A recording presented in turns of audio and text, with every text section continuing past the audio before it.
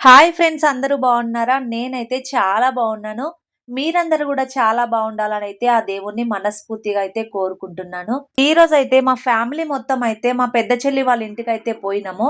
ఎందుకోసం పోయినామంటే వాళ్ళక్కడ సత్యనారాయణ వ్రతం అయితే చేసుకున్నారు. ఇంకా ఇంట్లో ఏదైనా శుభకార్యం చేసుకున్నామంటే అక్క చెల్లెళ్ళు, అన్నదమ్ములు, దగ్గర బంధువులనైతే అందరిని పిలుచుకొని ఇంట్లో పూజలు, వ్రతాలు ఏమైనా చేసుకుంటాం కదా! ఇంకా చెల్లి వ్రతం చేసుకుంటుందని మేమైతే పోయినామనమాట. ఇంకా పుట్టింటి తరఫున ఒడిబియ్యం గూడా ఏ శుభకార్యాలలో అయినా సరే ఖచ్చితంగా పోస్తారు గదా! ఇంకా మా అమ్మ వాళ్ళైతే పుట్టింటి తరఫున మా చెల్లికైతే ఒడిబియ్యం అయితే పోసిర్రు.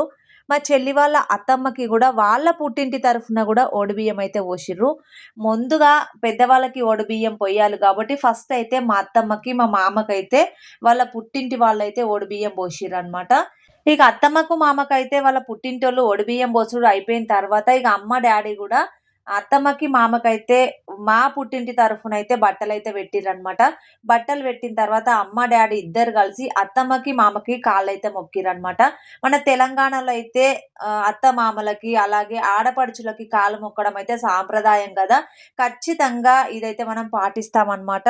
ఇక మా అత్తమ్మకి, మా మామకి ఒడిబియ్యం బోసుడు అయిపోయిన తర్వాత, బట్టలు పెట్టుడు అయిపోయిన తర్వాత, మా చెల్లెల్ని, మా మరిదిని గూడా కూసోబెట్టి బియ్యం బోసుడైతే స్టార్ట్ చేసినామనమాట. ఫస్ట్ అయితే వాళ్ళకైతే బట్టలు పెట్టినాము. వీళ్ళకి బట్టలు పెట్టేటప్పుడు మా పిల్లలైతే బయట ఆడుకుంటుండ్రు కాబట్టి, ఇక పిల్లల బట్టలు గూడా మా చెల్లెలకి, మా మరిదికైతే పెట్టినాము. బట్టలు పెట్టిన తర్వాత వాళ్ళైతే బట్టలు మార్చుకొని వచ్చిండ్రు. తర్వాత పిల్లలకి గూడా బట్టలైతే మార్చి, నలుగురిని కూసోబెట్టి బియ్యం అయితే పోస్తున్నామనమాట. ఫస్ట్ అయితే మా అమ్మనే బియ్యం పోసింది.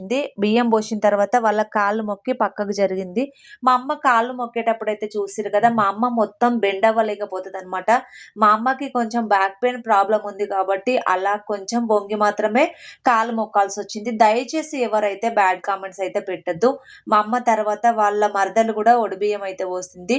తర్వాత పక్కింటక్క పోసింది. ఆ తర్వాత నేను పోసిననమాట. తర్వాత మా చెల్లెలు వాళ్ళ పెద్దత్త గూడా ఒడిబియ్యం పోసింది. లాస్ట్‌కి ఎవరైతే పోస్తారో వాళ్ళు గంపతో సహా మొత్తం పోసేసి, ఆ గంపలో అయితే కొన్ని మిగులుస్తారనమాట. ఇక మిగిలిచిన బియ్యంలో అయితే మనము 5 బొట్లు పెట్టేసి, మన ఓడ్లో ఉన్న బియ్యాన్ని ఆ గంపలో 5 కుప్పలుగా అయితే పోస్తాము. మరి ఎవరి సైడ్ ఎలా పోస్తారో నాకైతే తెలవదు గానీ, మా సైడ్ అయితే మాత్రం ఓడ్లో ఉన్న బియ్యాన్ని 5 కుప్పలుగా అయితే పోస్తామనమాట.